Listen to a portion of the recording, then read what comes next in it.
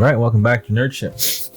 And today we have the much awaited, much anticipated Zack Snyder's Justice League. Yes. Now, this is the third time we're watching it. We've already seen it twice. Yeah. We saw it on March 18th, 4 in the morning. We saw the whole thing in one go. Mm-hmm. And the second time, we watched it yesterday. Yeah, it was glorious. The first time First time, memorable as heck. Second time, even more.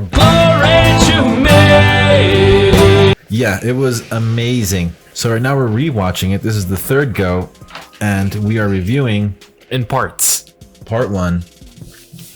Don't count on it, Batman. That's a pretty good title. And don't count on it, Batman. Now don't count on it, the Batman. That's what I said. Don't count on it, Batman. It sounded like he said something else. Anyway, let's get back. Let's start the review. Cut that out. The video. What did you think of the beginning? How it ends, how it starts where BVS ends. That's a pretty good opening sequence. I mean, you can clearly see Superman dying. All his, I want to call scream bubbles, so I'm just gonna call them scream bubbles. Then I was nothing. Sound waves. There we go. It's not scream, but yeah, sound waves. Sound waves throughout the entire planet, and everyone's like, "My God, Superman's dead."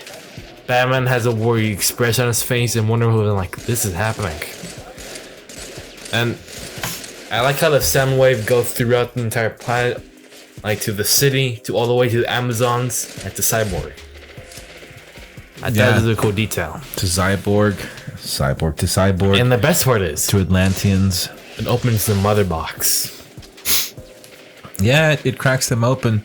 Well, it notifies them. It's I live for this stuff. I've been waiting for this for a long time, so 4 or 5 years exact.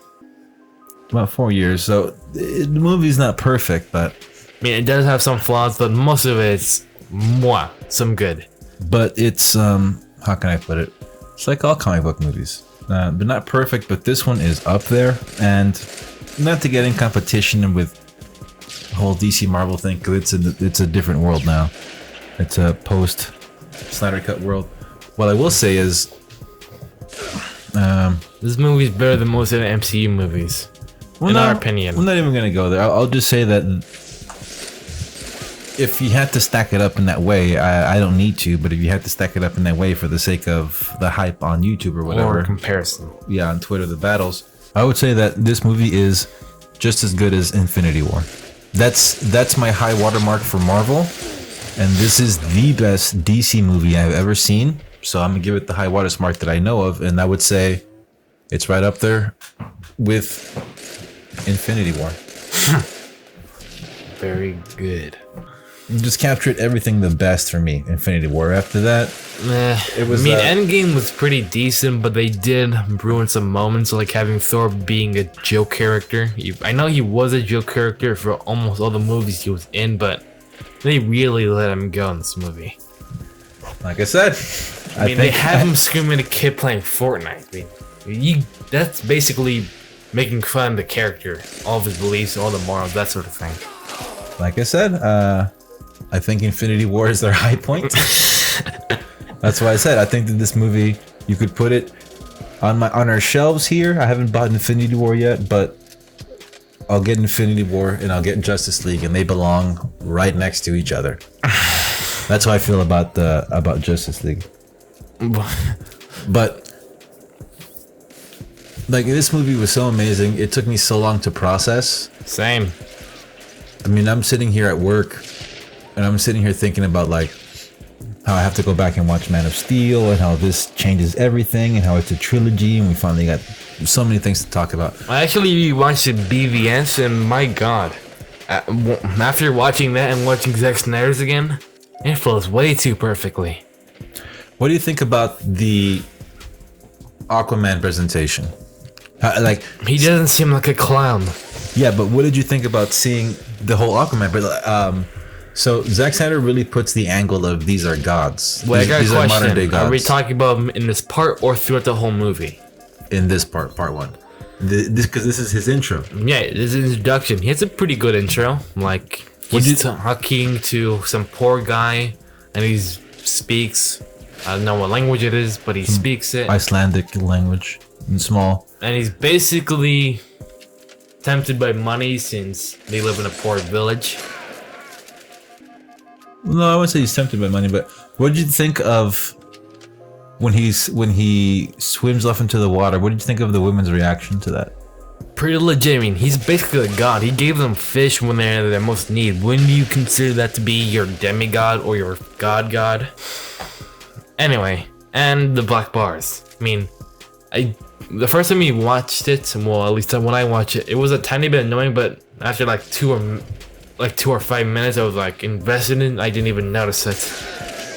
Yeah, like I said, around that point, I was transported completely into the movie, into the world of the movie, and it's like a stream. Once you fully are submerged in that stream of consciousness of the universe, of the Snyderverse,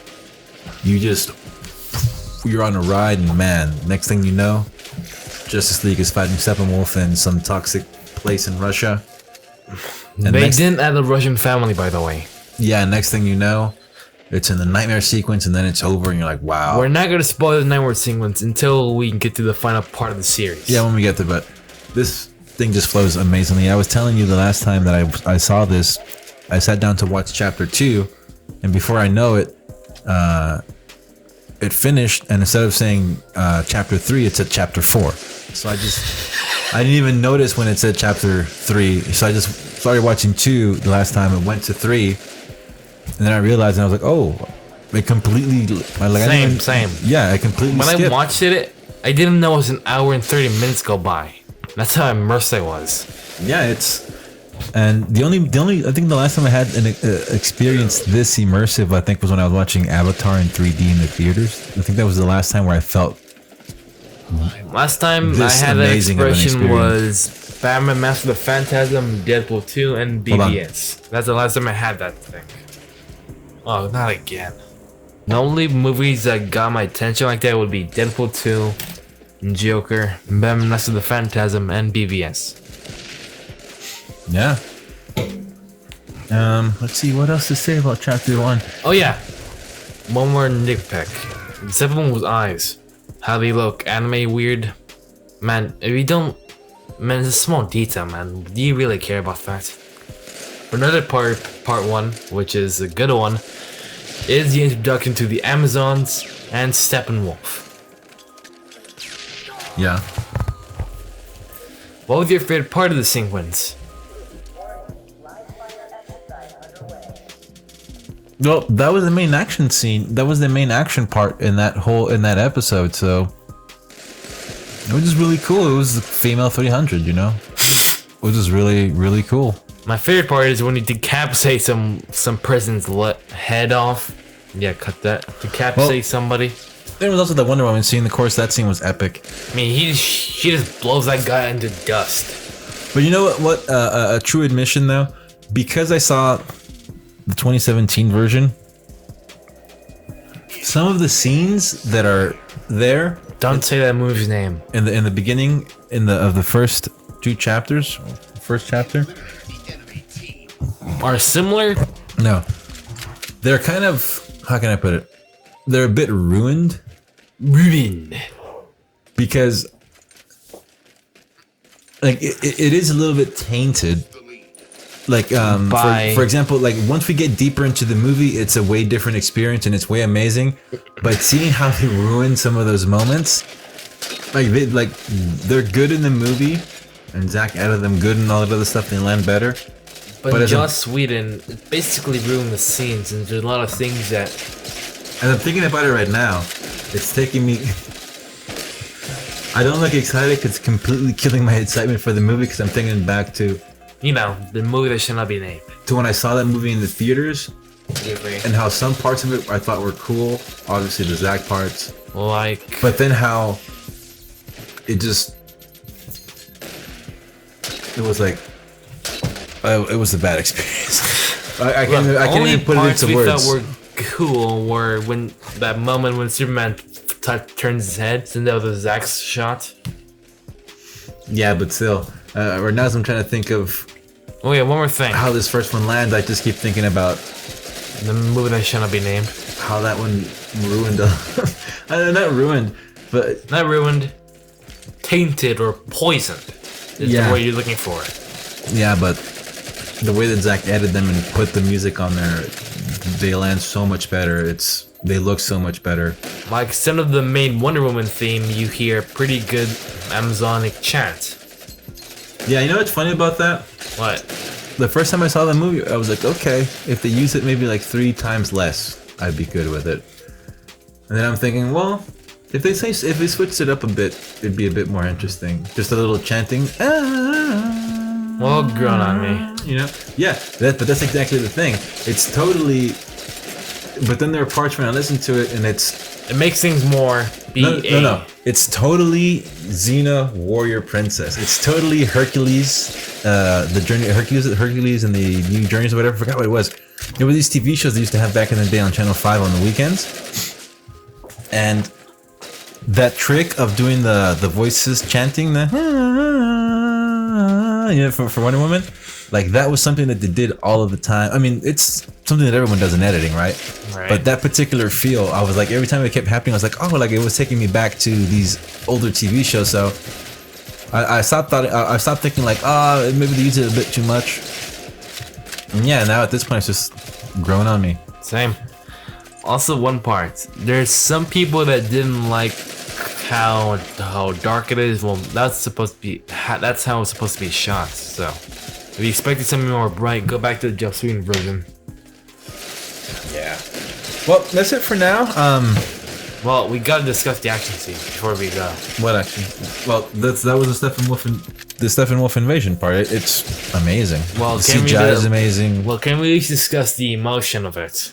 I mean, it actually got my heartstrings when she was looking at the sea when all the Amazons that fight for the monobox died, but then all the... Jesus, I feel like Jeff Goldblum right now. Where all the Parademons escaped, including Steppenwolf, and then their axe, and they died for nothing. Well, they didn't die for nothing, Daniel. That's the Well, you know what I meant. Yeah, but that's the whole point of how would you put it? Because they're soldiers. It's a soldier society. It's like a military society, and that's kind of the whole point of that, Daniel. That certain sacrifices are made. You live life with a certain code. Sacrifices are made. She said, honor us. And she looked at her like Hippolyta knew what her. I don't even know who that girl, who that soldier was, but She was a person with a hole in her chest. no, but I don't know if she was her. No, I don't think she was her general. I think it was somebody else. I think she was just like a regular soldier. But when she told her, honor us, she knew exactly what she meant. Which is, First, before we leave, let's discuss Steppenwolf's design. What do you think about it? it's badass, man. It's I feel the same way. when you're thinking about New God tech and how New Gods operate and all that other stuff, it's perfect. I think it's a different interpretation, of course, of Zack Snyder, and of course you don't have to like it, but I mean, when you're thinking pick your about preference. when you're thinking about alien tech, I like how it's alive and you can see it move and Well, that's just absorb it. the arrows. That's just it. That's the whole point I'm talking about. A lot of people don't know about the mother boxes, so the mother boxes have personalities to themselves. They are like entities to themselves. So imagine that the Infinity Gauntlet had a personality, kind of, right? And it communicated however way it wanted, right? Or it could do whatever it wanted. That's what the mother boxes are in the DC universe. They're sources of power. They can do these different things because this is the Snyder interpretation of a mother box. It's not the DC version. Yeah, it's not the comic version. I mean, and in the comics, the mother boxes do a lot. Like the mother boxes do the boom tubes. Cyborg is a mother box. He merged with a mother box. And Superman gets revived by a mother box. Yeah, Spoilers, by the way. they can do a lot of cool stuff, but they are basically like living computers. Far advanced because they can do stuff that looks like magic. Oh yeah, one more thing. The mustache. You know, There's no bad CGI effects on Henry Cavill's face. He didn't have the mustache, meaning there's no bad effects. Well, there are some bad effects, some stuff that wasn't finished, but overall the movie is amazing. Months. You can't polish everything. Yeah, I'm just hoping that for the home release, the thing's coming in 2 months. I hope that they touch up all that CGI that's not finished. Anything else? I guess that's it. All right, we'll see you chapter 2. For Darkseid. It's that young HOLLYWOOD Hollywood Prince, lost that yo BERT. Who I be, fuck your royalty. Loyalty is what I seek. Young HOLLYWOOD Hollywood Prince, lost that yo BERT. Who I be, fuck your royalty. Loyalty is what I seek. Bitch, I be